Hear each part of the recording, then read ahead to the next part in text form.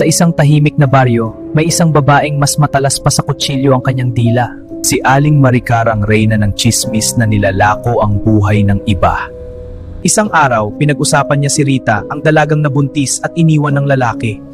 Sa bawat bahay na kanyang puntahan, dinadagdagan niya ang kwento ng kasinungalingan. Ngunit hindi niya alam, ang lola ni Rita ay isang mangkukulam. Sa ilalim ng kandilang itim, nagsimula ang ritual ng paghihiganti.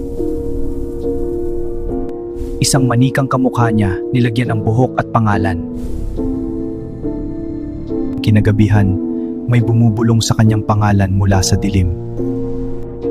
Sa salamin, may ngumingiti kahit hindi siya ngumiti. Kinabukasan siya naman ang naging usap-usapan ng baryo. Gusto niyang magsalita, ngunit kinuha na ang kanyang boses.